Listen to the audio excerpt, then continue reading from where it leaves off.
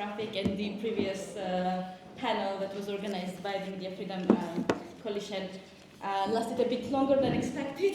So thank you for staying here and thank you for the patience.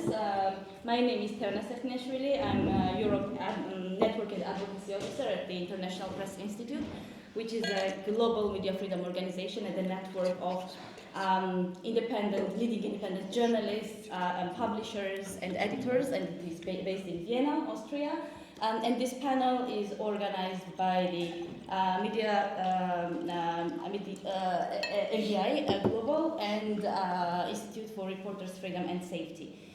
So today we are discussing some of the most pressing issues that is facing independent journalism in the regions of the South Caucasus and Central Asia. Particularly, we will dive into the cases of Georgia, Armenia, Azerbaijan, Turkmenistan, and Kyrgyzstan. All of you are familiar with this rapid scaling back of democratic freedoms, of democratic erosion that we are witnessing, and obviously journalists are the first ones who are targeted. We see that the environment is becoming increasingly hostile against journalists, and this hostility is manifesting itself in numerous ways. We see that there are legislative acts like restrictive legislation like foreign agent laws spreading like wildfire. We see that there is a news void left after legacy independent media is declining, and this void is very often filled with alternative disinformation media, very often also Russian misinformation. But this also requires immediate and rapid response on a global scale, and we will dive into what policy responses should be there in place. So very briefly, I will introduce our panelists today. So we have Ruslan Miatiev, who is a Turkmen journalist.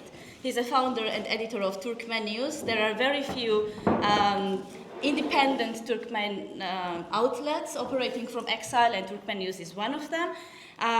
It publishes day-to-day news from the country, including investigations, that the outlet is part of OCCRP. Thank you, Ruslan, for being here with us. We have Emin Huseynov. He's the founder of IRFS, and he's a journalist, human rights defender. He's known for his advocacy on Azerbaijan. He used to be working in Azerbaijan as a journalist, but he was, because of his investigative reports, he was detained, beaten, and forced into exile. Thanks, Emin. We have Irma Dimitradze, a Georgian journalist who works at Gazeti Batumelebi. Gazeti Batumelebi publishes two news outlets. Basically, there are these two sister organizations, Net Gazeti and Batumelebi. One operates in Tbilisi, and the other one operates in Batumi. And Batumelebi is like one of the leading local media organizations in Georgia. Irma is also the author of very recent data investigation that exposed the abuse of personal data, including special category data, affecting tens of thousands of voters by Georgia's ruling Georgian Dream Party, which basically made the results of the elections in October even more contested. Irma is also part of my organization, IPI's global network, and she is very actively involved in advocacy, in press freedom advocacy. We have Luke Steinberg, who is a head of operations at Media Diversity Institute, which is based here in Brussels and co-hosts this panel. This organization promotes media diversity, inclusive media representation across borders. He has expertise in media development, in debunking fake news, in media literacy. And before joining MDI, he worked at the European Association for Viewers' Interests in Brussels, and also for Central for Media Pluralism and Media Freedom at the European University Institute in Florence. Thanks, Luke, for being here with us. We also have Diana Nazareth. She is also working together with Emin at the IRFS. She's an advocacy officer there, and she has extensive experience covering media freedom related issues and journalist safety, specifically in the South Caucasus and also in Eastern Europe.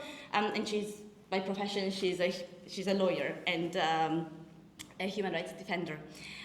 Thanks, Diana. And we have two speakers joining online Thank you also. Thank you for your patience. Arsen Kharatyan, he's an editor-in-chief of Alik Media, which is an Armenian Georgian news outlet and is based in Tbilisi. Arsen, during the first 100 days of post-Velvet Revolution in Armenia, he served as an advisor on foreign relations to the Prime Minister of Armenia, and before he worked for the Voice of America's Armenian service in the DC, and he also worked at the German Agency for International Cooperation. Hi, Arsen. And we also have Anna Kubashenko. She's an editor-in-chief of Klub, one of the leading investigative media organizations in Kyrgyzstan and also in Central Asia. So we see that in Kyrgyzstan, we're also witnessing democratic backsliding in Kyrgyzstan and enormous pressure on Klub, and I'm sure Anna will speak about that.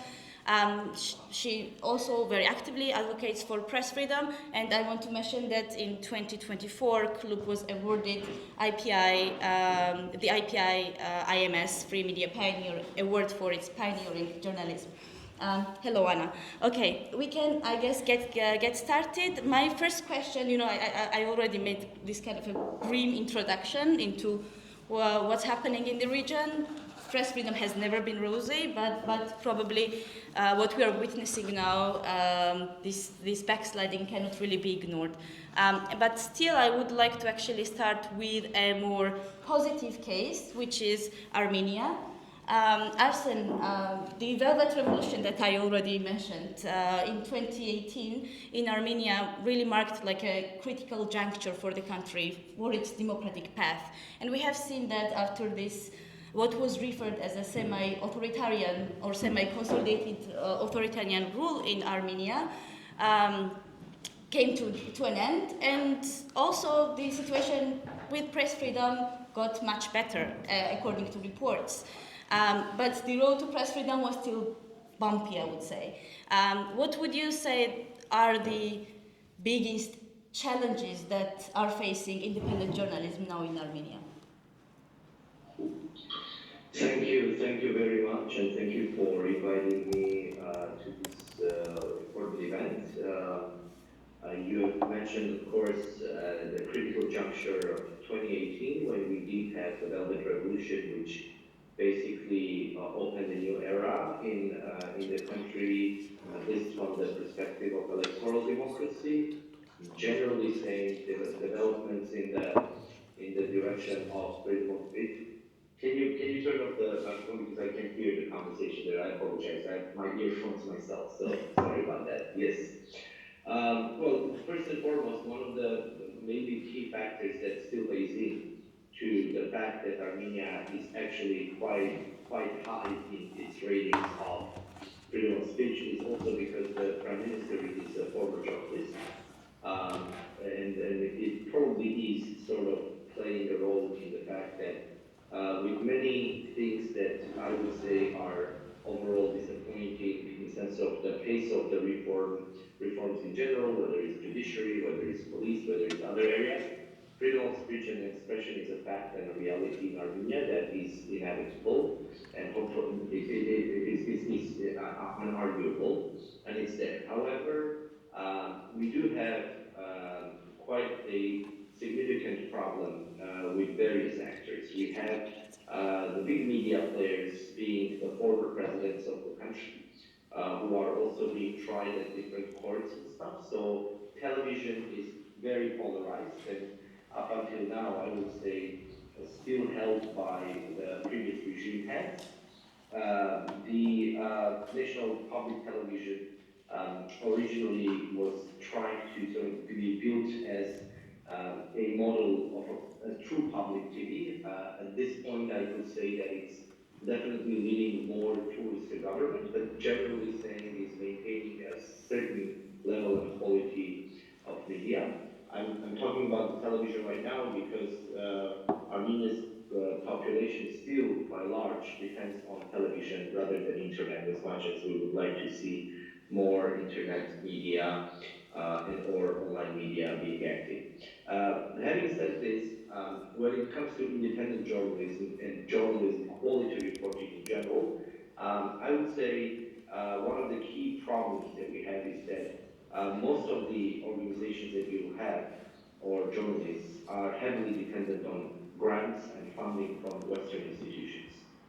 So we are in the middle of quite a serious challenge with this new U.S. administration cutting off USAID and several other big donors that have been key players in this area, including our own organization. And we're starting to, and the civil society as a whole, not just the media organizations. Like in many cases, Georgia is similar to this. Independent media outlets in Armenia are open registered and as NGOs, not government organizations, so that they can apply for grants. And there's very little public, there's very little private funds that get involved in supporting independent media. In addition to this, when it comes to issues related to finances, monetization is still another big challenge. For example, YouTube is not monetized in Armenia, and that's something that is an obstacle for being able to organically fundraise. When it comes to security issues of journalists, etc., I am very happy to see that at least in the recent years, we don't have attacks against journalists. We don't have any reports on journalists or reporters being targeted. However, we do have issues with ethics and how politicians still behave in the country. There is that wider aspect of how media is still viewed as unimportant, or independent media is viewed as unimportant, and often you see elements of despotic regime type behavior with regards to personal relationships with journalists. Now, having said this, or sort of giving you a little bit of a context of the situation, I want to say that at this point, bearing in mind that next year in 2026, June, we have upcoming parliamentary elections in the country, we are already seeing quite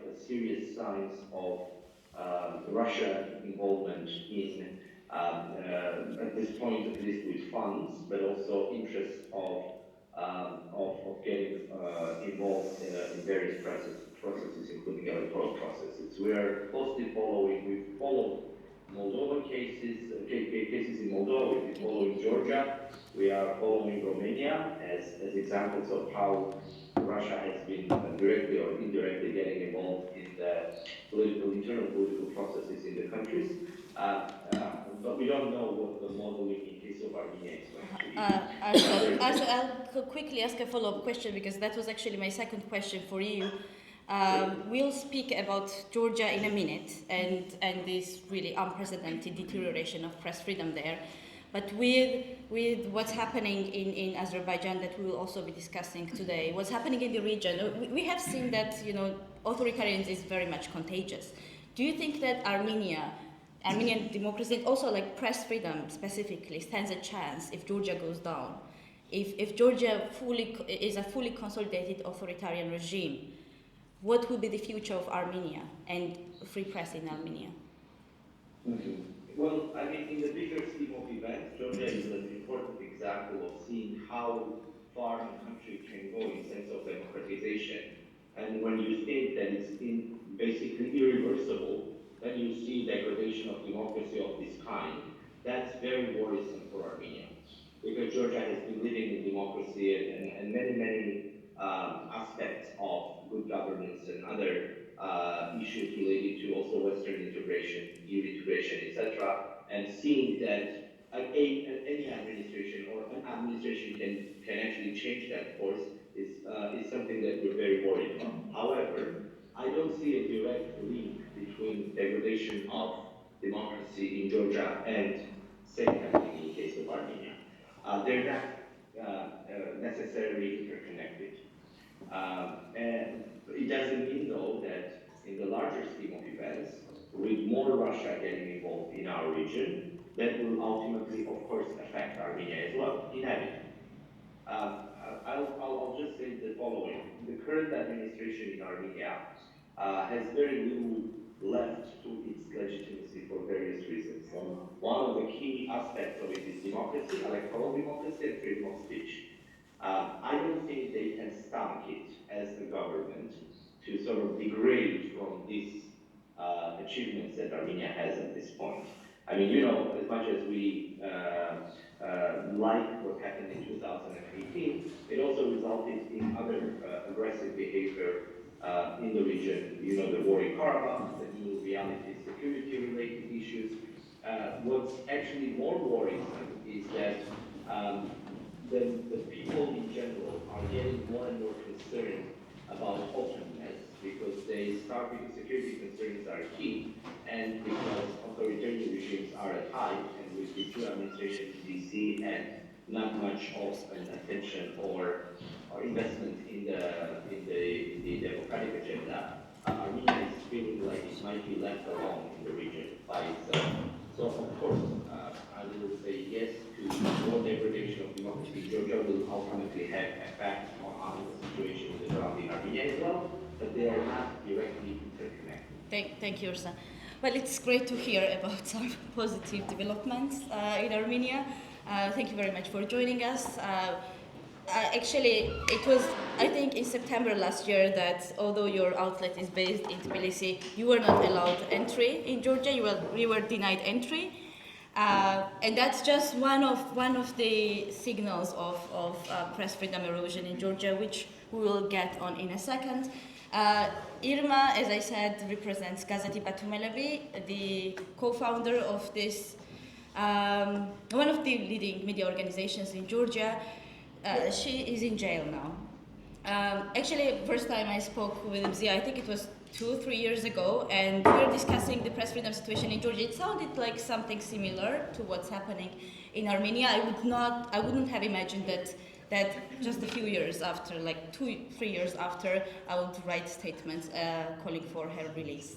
But that's how fast the situation deteriorated. Irma, what brought us to that point? What brought this? Yeah, that's a good question, and probably $1 million question. The thing is that Georgia is a small country, unfortunately, and as a country neighboring Russia has always had to fight for survival, and the survival also means fighting for freedoms of any sort. And this influence that was coming from north, would it be like with tanks and guns and so on, and their troops on our soil, or would it be with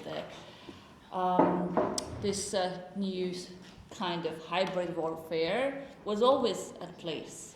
So it was always fragile, and but we've been always working, and lots of people have invested like their lives, let's say so, many years of their lives into, building that democracy, which our colleague was now talking about, like how in the region we were like kind of leading stars, and let's say so, like democracy. Yes, or like kind of little the light, where like it served also as a safe haven for journalists from Turkey, Azerbaijan, and so on. And I think for some reason our partners, everyone who invested in making this happen, falsely believed that their job was done there. That now it was for granted and everything would be fine. This was first when we started hearing that, oh, now everything is fine and media doesn't need many more support, or grants or programs, something like that. And we were saying that, come on, you leave it and we don't know what will happen.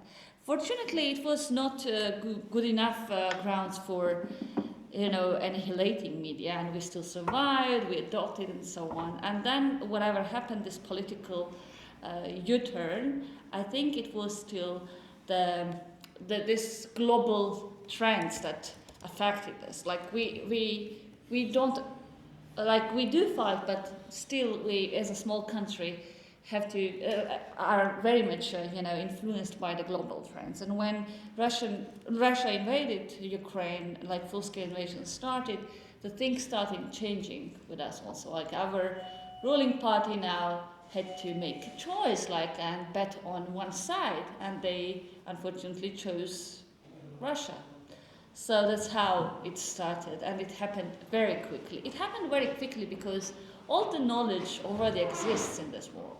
All the knowledge and tools about how to actually persecute media or freedom of speech, they are tested, they are working, and so on. So the ruling party of Georgia just collected them and implemented very quickly all together. And we saw this insane attack, because you don't know where to look at, because you are trying to get one attack and fight back, and another is coming from another side, and it's happening very quickly. And I think it happens. We are still in the fight, and it's not decided, and it's not ended. We still have a chance of making it. This war is not pre-decided, because this experience of having this strong democracy and freedom of speech for some time made us strong, resilient, and we as media organizations and people also who love this freedom are able to fight back, and with the enough support we could win it. But what's the problem is that we need to respond as quickly and as effectively and in the same scale that we are attacked with. Otherwise, it would be very difficult. And it is very necessary to realize that we cannot play with the rules that were written in 20th century or 10 years ago. Something that was relevant 10 years ago, now it's irrelevant. We need to catch up with the bad guys, and we need to start acting like it, because it's not only Georgia. Look, the better democracy example in this western part of the world, what happened there. We all thought that in strong democracies, just change of cabinet or the party could not really affect that much the freedoms and so on. But we see that this is happening, and some insane things are happening there. So the thing is that one day these bad guys can get another ally, and this sort of freedoms that we enjoy in different countries, would it be France, Italy, Germany, or anything else, anywhere else, where they think that it is so strong that it's nothing can take it away. Yes, unfortunately, it can very quickly be taken away and attacked this way. So we need to be vigilant. I think this is the lesson of it. If you ask me how did it happen, the point is that we should know that it can happen anytime. Yeah, and it never happens overnight, but it can happen also as fast as it happens in Georgia. But as Mzia said, we need to fight until it's too late. And many people keep fighting also in Azerbaijan, where the situation with press freedom was always the most difficult in the region and one of the worst in the world even. At least 25 journalists are behind bars. Just tell us a little bit about the latest crackdown, which started, let's say, in 2023, and what has it brought so far, and how journalists who mostly work from exile are fighting back. Thank you, Tiona. First of all, I would like to say many thanks to our partners, to Media Diversity Institute, and also to our Brussels-based advocacy officer Olena Chernyavskaya to helping organize us in very short notice such as important event and give us opportunities to raise awareness with problems in our countries. I'm based in Geneva last 10 years in exile, but I'm still continuing to work on Azerbaijan, and today in Azerbaijan we have more than 38 media workers in jail. I'm even not mentioning some bloggers or like outspoken oppositional voices which is arrested exactly for express themselves. We have several cases in regions of Azerbaijan when like just regular, there were farmers arrested for defamational charges. We are not covering these cases. I'm speaking about typical media representatives. And this is numbers is like even more higher compared with Turkey, when traditional jailing journalists increased since Erdogan staying in power. What we have today, Azerbaijan is like a small country with 10 million population. Of course, in South Caucasus we are bigger, but it's rich oil and gas rich country, and main our export to EU, it's like again it's energy resources. We're making deal with many EU member states. I don't want to highlight separate countries, but just I want to say it's trade between Azerbaijan selling to oil and gas to Europe more than 20 billion euros per year, and it's a huge amount for such a small country. With this money, regimes weaponized themselves. They make themselves much more powerful, and this regime staying in power since 1993. This is a similar situation what we have in Azerbaijan. It's situation with authoritarian countries in the Central Asia, but Azerbaijan is member of the Council of Europe. And today, according to the number of jailed journalists between all of Council of Europe member states, Azerbaijan unfortunately have this first shameful place. What is the main problem? Like these problems like continued like by the decades since Aliyev staying in power from 2003 when he gets the power from his father. It's like same political family, business, and all spheres of social, economic, and political life in Azerbaijan controlled by the same ruling regime. And since this country don't have opportunities for democratic transitions, level of repressions against outspoken voices, against freedom of expression increase year by year. And today, since last crackdown started in 2023, today again we have 400 political prisoners and up to 40 persons, 10% of arrested all political prisoners. This is like media workers. So what is possible to do today? I've just highlighted problems with political repressions, which is directly orchestrated by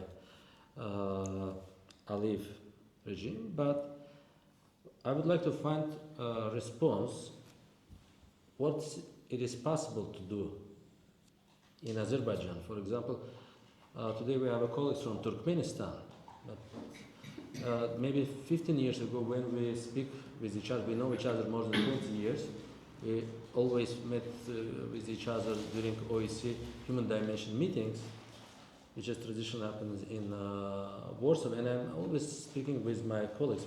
We will never have the situation what you have in Turkmenistan, but 10 years later, I think we have the same case, even worse scenario, because we have extremely huge numbers of imprisoned persons. Georgian colleagues, they're also sometimes speaking this, what Georgia is different. We will never have the situation, but what we see, like cross-border authoritarian cooperation grows up in front of our eyes.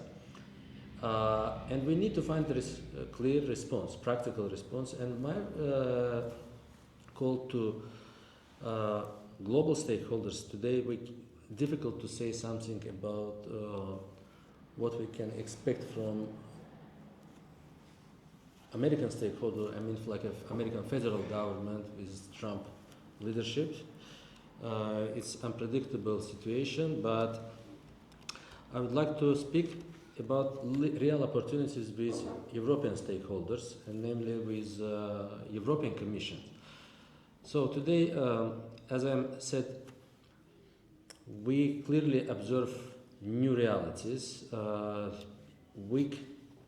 2 weeks ago, EU Commissioner Kaja Kallas, she's visited Azerbaijan and met with President Aliyev, with Minister of Foreign Affairs Ceyhun Bayramov. They have a joint meetings without like independent media, but it's like reality of Azerbaijan. What has happened right after these meetings? For example, during the remarks delivered in Minister of Foreign Affairs, both by Ms. Kallas and Mr. Bayramov, they say for now they are working on new partnership and cooperation agreement between European Union and Azerbaijan. And I would like to highlight for civil society of Azerbaijan, independent NGOs which is working on journalist safety and media development, and also independent media outlets, which is most of us right now supposed to operate from exile. We are not involved for this process. When we observe the same process in Georgia and Armenia or Moldova or Ukraine, civil society always involved, and we call to representative of European Commissions, for we need to engage with you right now and put to this partnership and cooperation agreement some part which is supposed to increase cooperation of EU with civil society and independent medias, and especially exile-based medias. And in the end of my short, maybe not short, statement, I would like to say another trend what we observe today. On 4th of April, we saw very interesting political trends in our region when all EU leadership participated in several days, during the several days in the Central Asia, on the first EU Central Asia's political summit. And all authoritarian rulers, which is by decades taking lead in the Central Asian countries, meet with all new appointed European Union leaders, including Mr. Costa and Ms. von der Leyen. They speak a lot about, again, about cooperation, new vision, how they're able to deliver energy from Central Asia to European Union to minimize dependency from Russia, because now new reality since Russia started war against Ukraine. But we try to use this new engagement between EU and Central Asia and Azerbaijan to raise awareness and to say for European leadership, it's very and urgently important include to this dialogue for future, let's say, action plan, which is probably EU also preparing something in relations, future relations with the Central Asian countries. They need to involve us. And what is supposed to happen? Again, I think it's most important today's biggest problem, maybe my colleagues agree with me, lack of funding. They get our resources from, especially from Azerbaijan, like we are selling oil and gas. Regime don't give us opportunities for any kind of development realities in our sphere. Civil society and political opposition and all other outspoken institutions completely destroyed. And again, we are absolutely dependent from the foreign stakeholders and foreign aid. And in reality, when Trump administration cut all opportunities for us, I think now it's momentum to raise this awareness and remind about like responsibilities of European stakeholders, for they don't leave us alone with our bloody regimes. I think I will stop here. Thank you very much. Let's still speak a little bit more about Azerbaijan, because you mentioned the cross-border authoritarian cooperation, and we see that the Azerbaijani government is willing to take really extreme measures to fight against its critics and to punish and curtail independent voices, also outside of Azerbaijan. It also reaches those that are not based in Azerbaijan. Maybe Diana, as you also cover the region, briefly elaborate on such cases. Yeah, thanks, Tara. And just like to mention, in Georgia, one of the recent cases is also Afgan Sadigov's case, who was recently freed. In Georgia, he was detained there, but this is probably one positive but also exceptional case. But there are many other cases. Yes.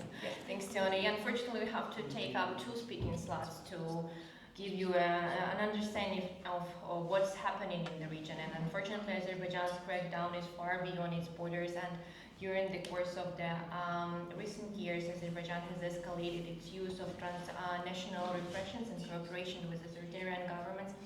And now basically exile is just another front of the war on dissent for Azerbaijani government.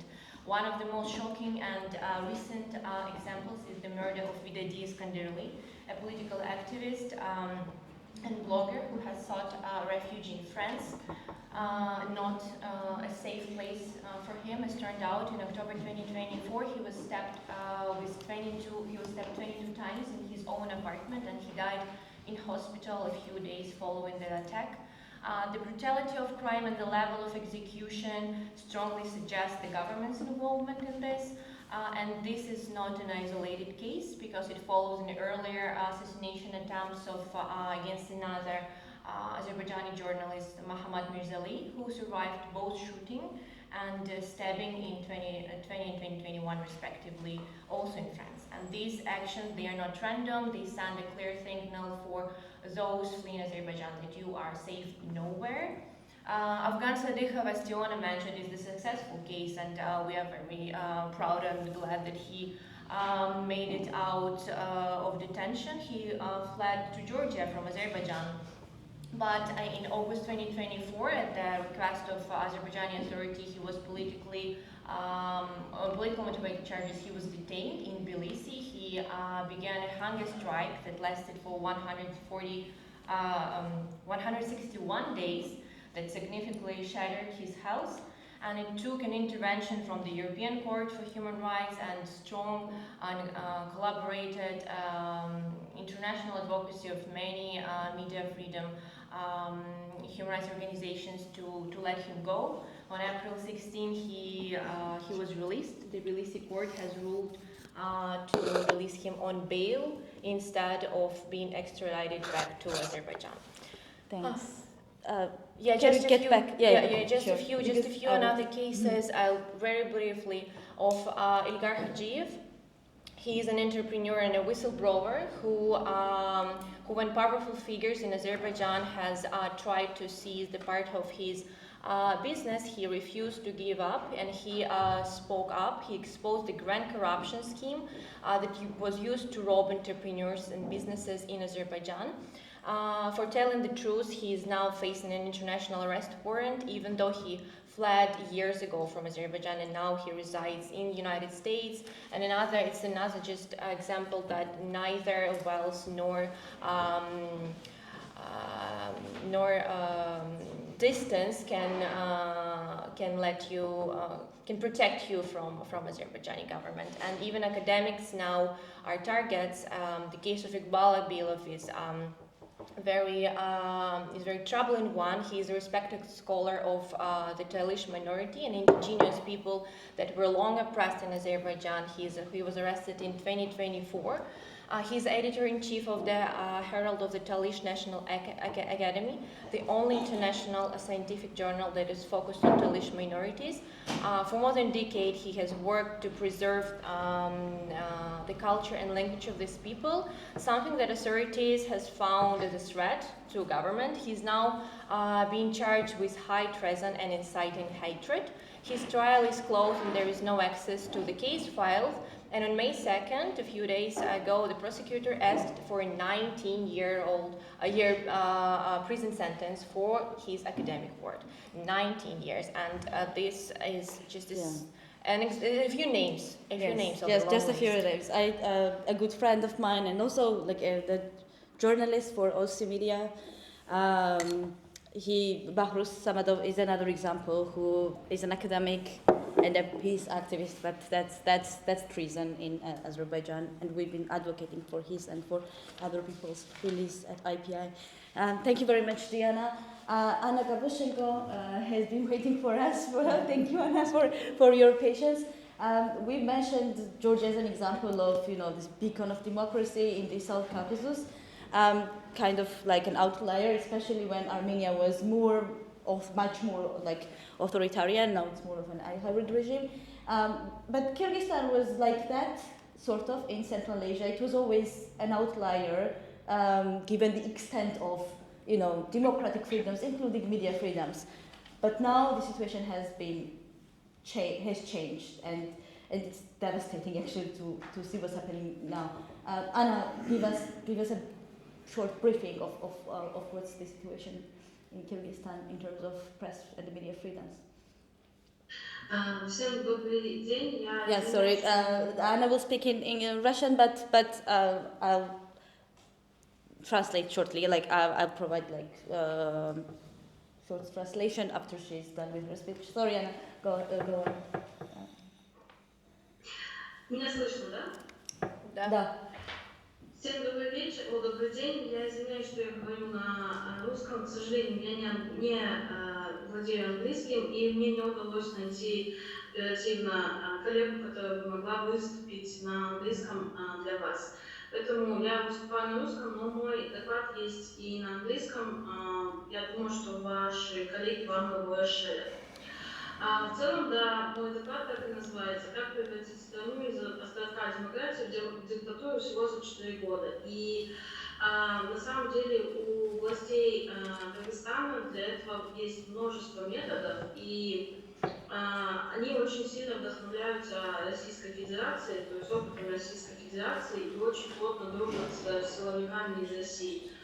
Они используют эти методы по всем фронтам, так сказать. Первое, что они начали делать, это создавать более репрессивное законодательство в нашей стране. То есть у нас также, как в Грузии, был принят закон об инагентах, он пока что еще не поменялся, но тем не менее он поможет властям, например, закрывать неугодные медиа, потому что часть медиа работают как неправительственные организации. Есть закон о фейках, который позволяет блокировать сайты без решения суда. Мы заблокированы в Кыргызстане. Похожая практика была в отношении Радио Свобода, Азатык, который называется в Кыргызстане. Но потом Азатык был разблокирован, потому что было решение суда по этому вопросу.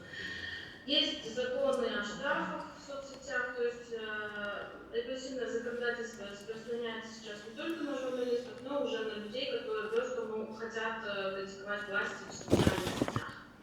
Вторая очень репрессивная мера, которая также раньше не использовалась нашими властями, она стала использоваться, когда в Кыргызстане сменилась власть в 2020 году, и к власти пришел Садыр Джапаев и его друг, глава ГКНБ Камчыбек Ташиев.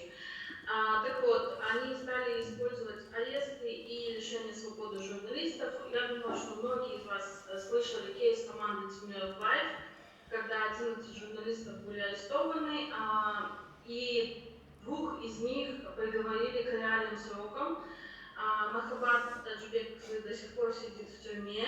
Она получила 6 лет за якобы призывы к массовым беспорядкам. Другой журналист из этого издания, он получил 5 лет по этому же делу, но его отпустили, потому что он попросил о помиловании. Также недавно была задержана еще одна журналистка за посты в Фейсбуке. Она находится сейчас в СИЗО. Ее также обвиняют в призывах к массовым беспорядкам, потому что она раскритиковала соглашение между Кыргызстаном и Таджикистаном по госгранице.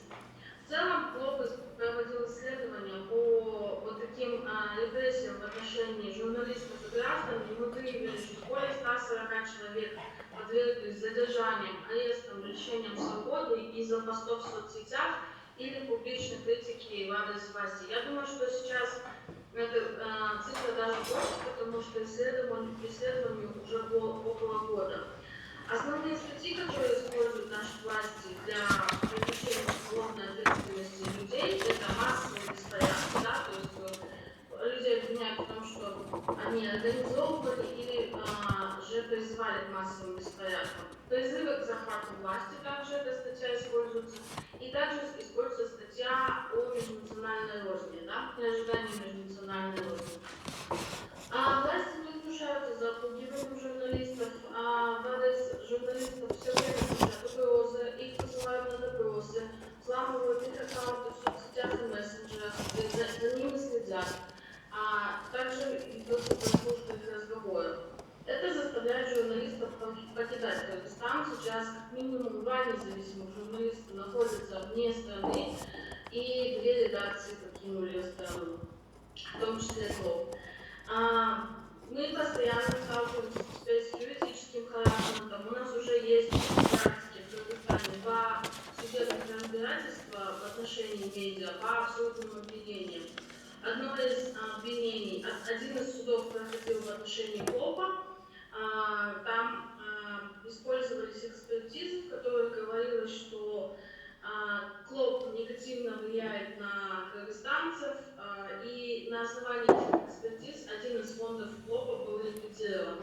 С похожим юридическим характером сейчас сталкивается независимое издание ПЛТВ. На них подали в суд за мимику, насмешки и сарказм со стороны ведущих в адрес как раз-таки властей. Да?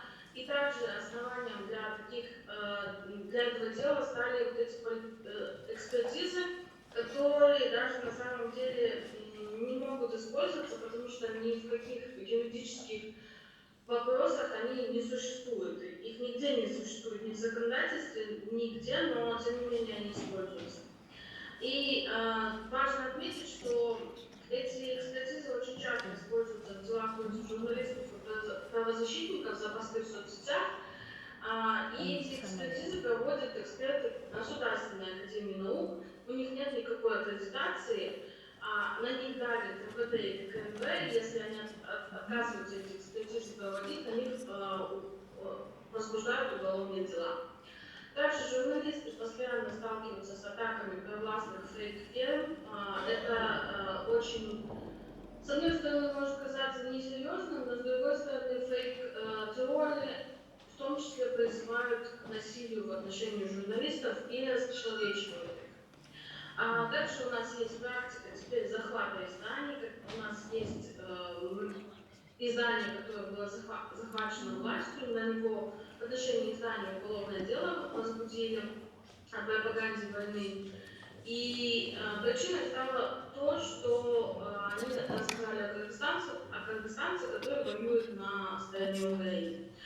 Ну и после уголовного дела внезапно у издания сменился владелец и изменилась редакционная политика. Ну и последний вызов, с которым мы сейчас сталкиваемся, и который, конечно, не улучшает ситуацию, это экономическое давление. Происходит серьезное сокращение грантовых средств, это приводит к сокращению журналистов в изданиях и даже к закрытию некоторых изданий. Вот на прошлой неделе была новость о том, что закрылось независимое кыргызоязычное издание «Марал ФМ». Ситуация осложняется тем, что страна маленькая, монетизации в стране нет, вся реклама из телеканалов, господрядов также нет, донаты очень маленькие и на рекламодателей давит власть. Тем временем Садыр Джапаров каждый год заявляет, что в Кыргызстане нет свободы слова, но уже 2 года не дает пресс-конференцию журналистам. И он отвечает на их вопрос только через свои медиа государственные. Вот так сильно ухудшилась ситуация в Кыргызстане со свободой слова всего лишь за 4 года. В этом году мы 24 позиции во Всемирном индексе свободы слова потеряли. Хуже было только в 2023 году, когда мы потеряли 50 позиций. Сейчас мы тянемся где-то в хвосте, находимся на 144-й позиции. Спасибо большое. I will just very briefly summarize what Anna said in English. Sorry for this, but I think it's very important that we hear also the story of Kyrgyzstan today. So since the rise of power of Sadir Japarov, we have witnessed unprecedented pressure on freedom of speech. This has been documented by all major international human rights organizations. In early May, Reporters Without Borders published its annual report. Kyrgyzstan has dropped another 24 places in the World Press Freedom Index. The only year it has been worse was in 2023, when a wave of criminal cases and journalists' prosecution caused a 50-place drop. The authorities in Kyrgyzstan are using several methods to silence critical voices and alternative viewpoints. These are repressive pieces of legislation, the fake news law, which allows websites to be blocked without a court decision. It has already been used against Azatik. Azatik is Radio Free Europe, a local service in Kyrgyzstan. Also Klub and other media outlets. The so-called child protection law essentially functions as a ban on the LGBT propaganda. Violators face fines. It has yet not been applied. Then the foreign agents law, that has not been fully implemented either. Fines have been introduced for spreading fake news, insults, and defamation online. There have been arrests and imprisonment of journalists. That was the second point that Anna made. Temirov Live's team has been targeted. Its leading editor was sentenced to 6 years for allegedly inciting mass unrest. Another journalist received 5 years for the same case, later released after a pardon request. So overall, 11 journalists of Temirov Live have been detained at different times. In just 4 years of Sadir Japarov's rule, over 140 people have been detained, arrested, and imprisoned for social media posts or public criticism of the government. The most common charges, inciting mass unrest or attempting to seize power. Previously, the charges of inciting ethnic hatred was also used to arrest critics. Then another point, the third point Anna raised was intimidation of journalists. These were threats, repeated summons for questioning, hacking of social media and messenger accounts, surveillance, wiretapping. And the fourth was legal harassment and absurd lawsuits. As she said, like we also call these vexatious lawsuits. Klub was targeted many times for allegedly having a negative influence on the country. That was the official allegation, yes, negative influence on the country. And some political scientists claim that reading Klub caused sexual abnormalities among Kyrgyz citizens. Based on this bizarre document, one of Klub founders was officially liquidated, I guess. And now the independent outlet April TV is also facing similar lawsuits, this time for facial expressions, sarcasm, and jokes made by the hosts. Strange political science reports that the government publishes that actually, have no expertise make such claims. There are also attacks from the pro-government trolls, like these so-called factories that authoritarian governments establish and target independent journalists and critics. And then there are also cases of taking over critical media outlets or previously more independent and balanced outlets such as 24.kg. And there was a criminal case opened against them for spreading war propaganda. We can replace this with Georgia, and I think that many things really there are many commonalities. So journalists who did not agree with the new direction resigned and moved to other outlets or left journalism and the country altogether. And there is finally economic pressure. There's a sharp decline in grant funding that has led to staff cuts in many media outlets and shutdown of some, like Maral FM, and also the new administration in the US, Trump slash support for independent media around the world, and this obviously concerns Kyrgyzstan. So the situation is has become much worse. Advertising goes only to the state-controlled TV channels. Donations for independent media are minimal, and advertisers face pressure from the authorities. And Sadir Japarov continues to claim every year that freedom of the speech exists in Kyrgyzstan, yet he has not held a single press conference with journalists for 2 years, responding to investigations only through the state news agency called Kabar. Thank you again very much, Anna. Thank you for this very important contribution. We are moving to another country, Turkmenistan, where we have mentioned that there are like detained or arrested journalists, like besides Armenia, in every country that we are covering today. But also there are no arrested journalists in Turkmenistan because there is no independent journalism inside the country, and you have to operate in exile. Maybe Ruslan tell us a little bit about how you got there. Probably that's something that happened in the 90s, and how does operating from exile look like, and what are the issues that exiled journalism is facing today? Thank you. Here comes the dessert, Afghanistan. It's really from hearing from the experiences in the countries of South Caucasus and Kyrgyzstan. It seems that you're going the wrong Turkmen direction, and it's very unfortunate. But with this pace, probably in a few years' time, we'll be talking about many more similarities between Turkmenistan and your region. Indeed, my country is the worst in terms of media freedom. If you look at Reporter Sans Frontiers ratings, every year for at least 2 decades already that they have been compiling these ratings, Turkmenistan is always somewhere at the bottom. Last year, if I'm not wrong, 5 countries were below Turkmenistan, countries like Syria, Afghanistan, Eritrea, and North Korea. And it's been like that, as I said, for several decades. For 15 years, my country was ruled by this Italian gentleman, until 2022, that he suddenly decided to give way to the young, and he was replaced by this smiling gentleman, his son.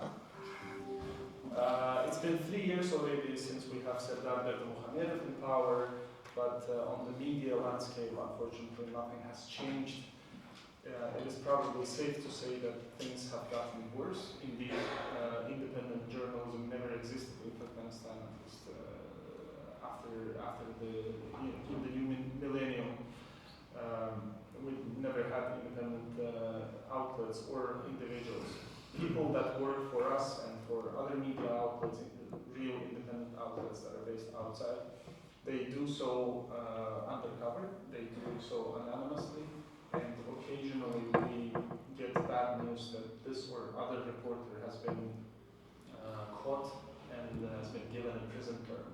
Such cases are plentiful in Turkmenistan, unfortunately. Several of my colleagues have gone through prison. One of the most prominent latest case is the case of Nurgeddi Khalikov, a young man who got 4 years in prison on fabricated charges simply for sharing a photograph of the WHO delegation that came to Turkmenistan to study the country's COVID preparedness. You probably heard that Turkmenistan did not have a single COVID case officially, which is not true, of course. The young man was released last year in June after having served 4 years in full, and since January this year he has been trying to leave the country on a work visa to the United Arab Emirates, but several times he was taken off the plane without being given due explanation, and now he's suing the Turkmen Immigration Service that has imposed a travel ban. He finally received a letter from them and confirmed that there is a travel ban on him imposed, which we believe is totally illegal because he has served his term and neither the criminal code nor any other laws of Turkmenistan stipulate that a person would have limited travel rights, upon release. So in June there should be a court case, and I don't have high hopes or big expectations about the outcome. It's pretty predictable. However, this will give us another chance to bring his case to the attention of different stakeholders in the West, to the attention of different international organizations like the OSCE, UN, you name it. The latest trends in Turkmenistan are very alarming. Yes, you rightly mentioned that we don't have independent journalists, but we do have activists, we do have bloggers. Most of them were based, in fact all of them were based outside the country, and the primary location was Turkey. But since 2023, one by one those activists have been deported from Turkey to Turkmenistan, and we received information that some of them got long prison terms. There were rumors that at least one of them, Farhat Meymankuliyev, was even killed in prison. He was one of the most popular government critics online on YouTube. He would run live streams where people from Turkmenistan would join his stream and tell their problems, and he would raise them that way. So he was deported. Nothing has been heard about him or from him ever since. And right the moment when I speak now, there are two more activists in Turkey, Alisher Sakhatov and Abdullah Warusov. They were arrested in the city of Sinop and then transported to Ankara, to the deportation center. And just this morning we published news that their request for asylum was turned down, and they face deportation to Turkmenistan. If that happens, it will be very, very, very bad, because Turkmenistan does not like activism like that. And once again, going back to the cooperation between Turkmenistan and Turkey, last year I was denied entry to Turkey. I was hoping to spend a summer holiday with my family in Antalya, but they stopped all of us. They allowed my family to cross the border, and as for me, after 40 hours of interrogation, they put me back. They escorted me to the plane back to the Netherlands, where I live. And the most wanted criminal on earth, I boarded the plane, and with everybody on board was like, "Who are you, man? You're traveling alone. You're pale. You don't have any suntan on you." And my passport was taken away, and given to me once we landed safely in the Netherlands. That's a really bad tendency. It's really bad that even countries outside Turkmenistan are not safe anymore for Turkmen activism. Russia is one of them. There were several cases when Turkmen activists based in Russia were deported to Turkmenistan, and they also received prison terms. That's in a nutshell. If you have any questions, I'll happy to answer. Thank you very much. Sometimes these cases are so absurd and ridiculous, horrible, but also ridiculous that it makes us smile, but it's still catastrophic as it is. We mentioned cross-border cooperation among dictators, and also it's obvious that a lot of resources go to funding disinformation, and they collaborate a lot. And now maybe we can discuss a little bit what should be the response from the EU. A lot of this boils down to funding and how flexible the funding is. As your organization supports media organizations based in South Caucasus, including Georgia. Maybe you can give us a little overview of how the EU funding looks like and what could be done better. Thanks, Tiana. Yeah, Turkmenistan is a hard act to follow, but so at Media Diversity Institute Global, we really recently started quite a large project, a multi-country project, and one of the partners is based in Georgia. The project's called LimeNet, so it's a local innovative media in Europe network.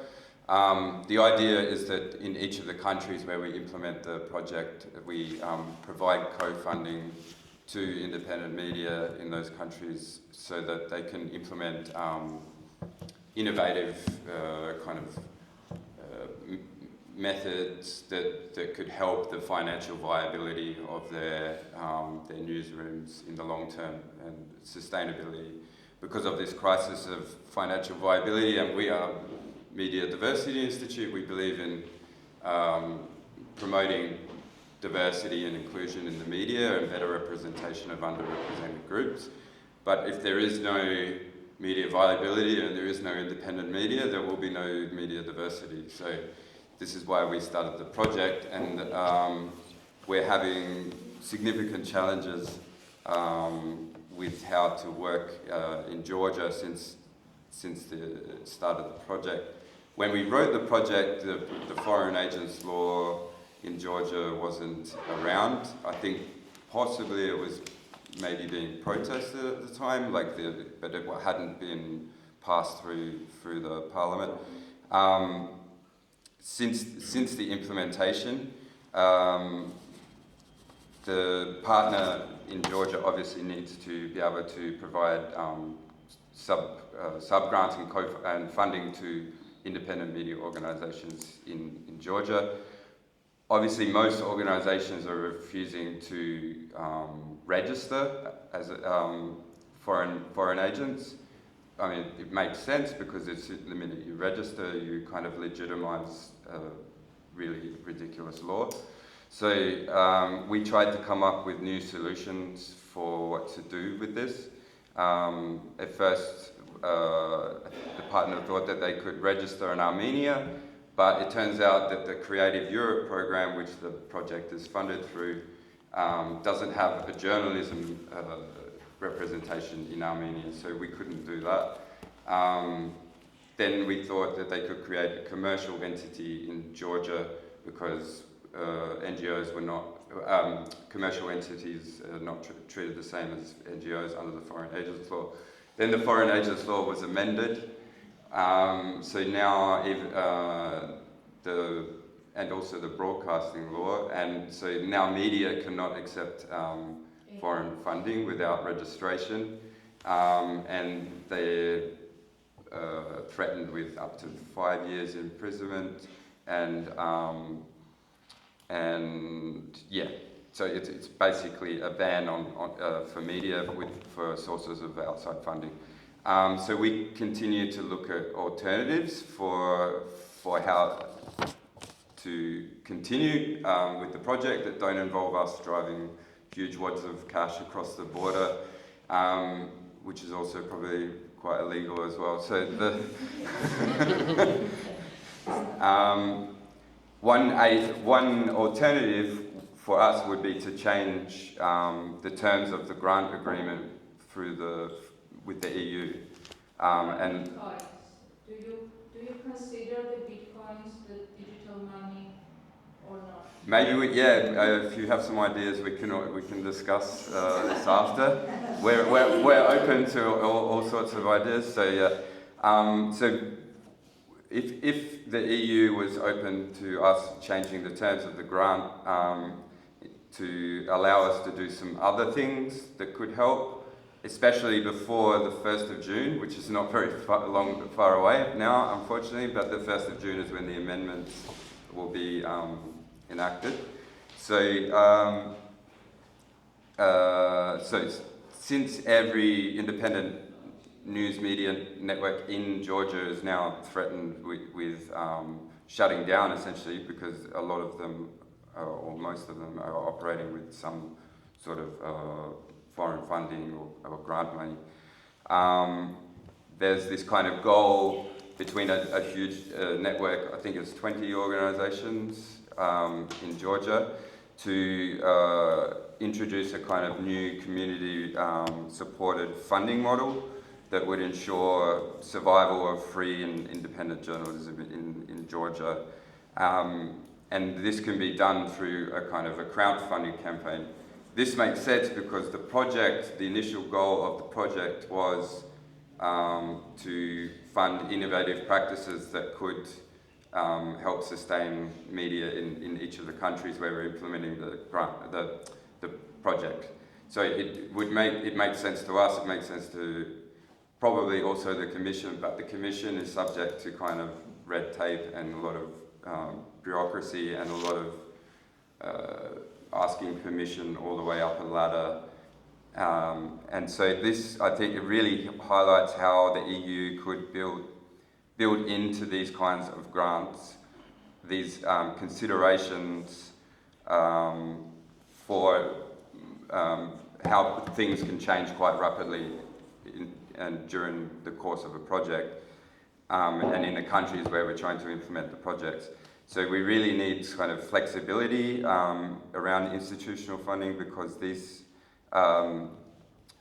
there's a lot of red tape at the moment, but if we could think about, for instance, as the multi-annual financial framework of the EU is being negotiated and consulted upon now, we have a kind of moment now where we can tell the EU what we think and how these things can be done differently and how we could better implement these projects and programs in different countries. And I doubt Georgia is going to be the last one.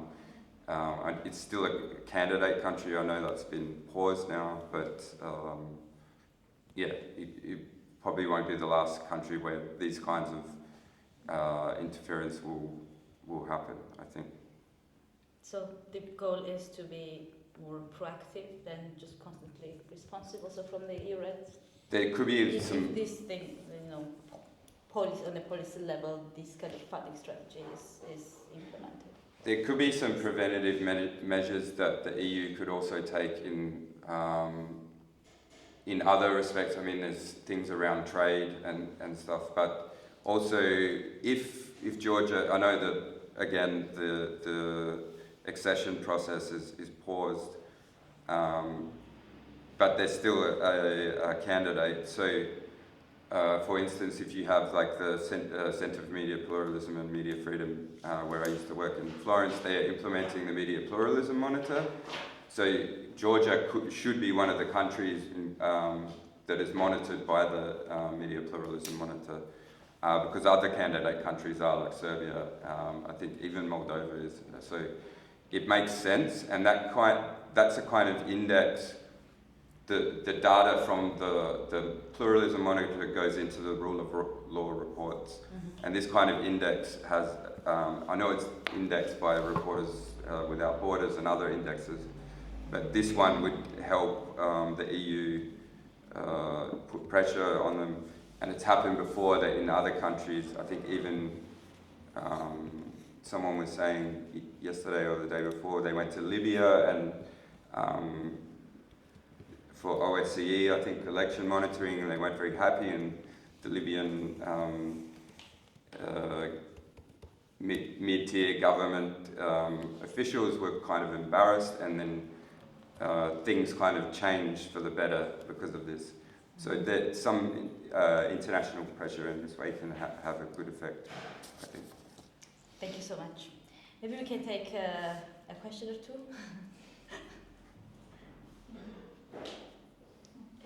Yes, go ahead, Maria. Introduce yourself briefly first. I'm Marian Kersamia from Georgia, chair of the civil society organization Media Voice and professor at Tbilisi State University.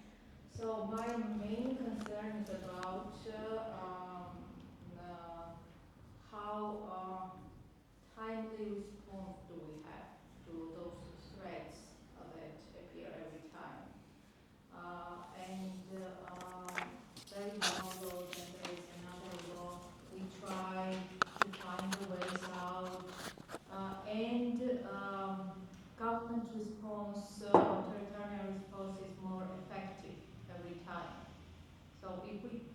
try the way out from this situation and we tell, the next day they might create close that window for us also. And in such situation, we don't have the flexibility with donors because of the bureaucracy, because of the way we think and we used to work, and that's a big problem. As one of the solutions which I constantly think about is that maybe we should not tell everything in a public, like NGOs, when we conduct the briefings and look how smart we are, we have found the solution, and now we will do this, and now we will do that, because you cannot stop us or something like that, and they're listening to us, and okay, and they have their agenda. So maybe we should somehow, I'm just thinking it aloud, you know, go underground in such situation, plan something, coordinate, but in this digital world, when they already know everything, they're listening to everything, just somehow to complicate for them to understand what we are doing and how we are going to survive.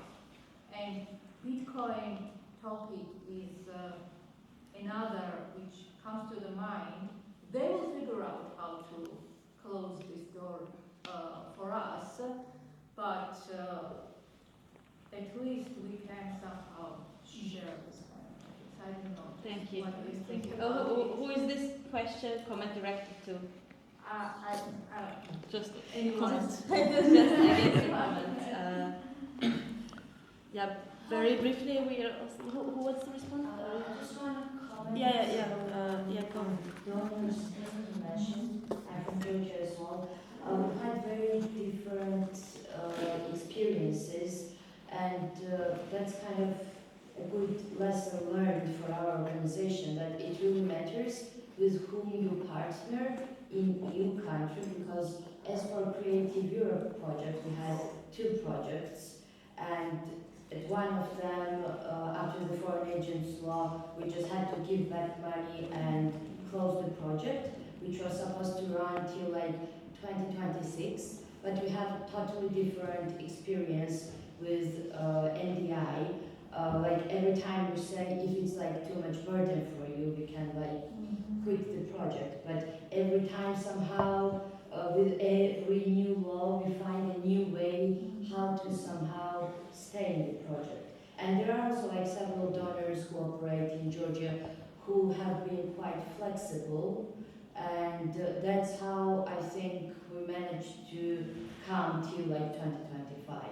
And we didn't stop operating when we got the foreign agents law. And regarding the thing you mentioned about going underground, that's also something we really need to talk about, because some of the civil society organizations and media organizations don't do like the basic security things, like they call line phones, which is like, we've known for years already they're listening to us. We know like Signal platform is a bit more secure, but there is still like, I think we didn't really take our government as seriously as we were supposed to take them, and now we are in this situation, and we still don't want to change our habits.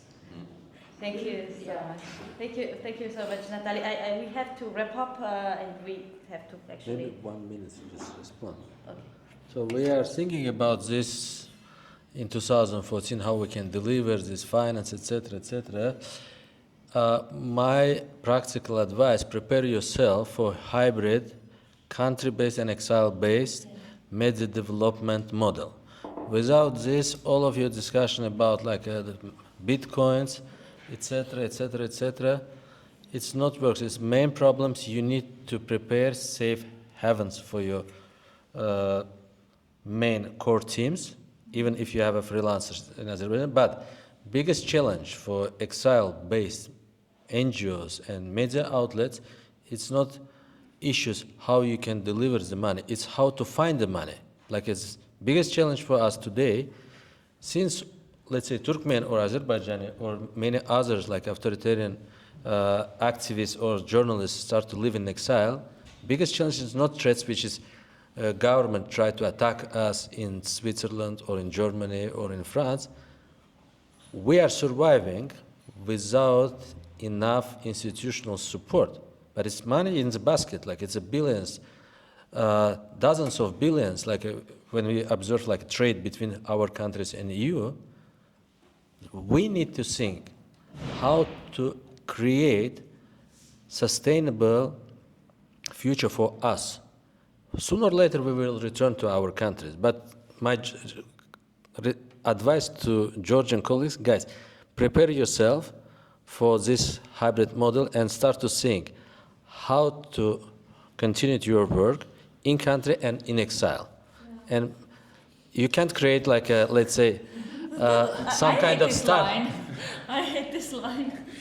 Like just like after 10 years of experience. Yeah, but like. In Estonia, but still, I know. Okay, over my dead body. And she means it. All right. So we're going to stick to that idea that, yeah. Operational cost in exile is much more higher. Like, yeah, that is biggest challenge. You need to prepare. If you like evacuated 3 of your team members to Estonia or to Berlin, imagine these 3 persons need at least like a salaries which is you're able to provide for 30 persons in Georgia. What about finding the And dollars not ready for this. Europe who will take the operational costs, I mean, to have this hybrid model that... Yeah, this is also solutions, but not enough money, because you need to go and advocate for increased investment to the media development. Thanks a lot. Anyway, thank you very much. Just like the one takeaway from here is that countries like media who come from illiberal regimes or authoritarian regimes, they can really learn a lot from each other. Another good thing is that some donors also persevere and have to persevere. And another takeaway is that the international community, including the EU, should be more proactive, and there should be some measures in place before countries turn into authoritarianism and consolidate authoritarianism. Thank you very much for your attention. Thank you very much for for your time.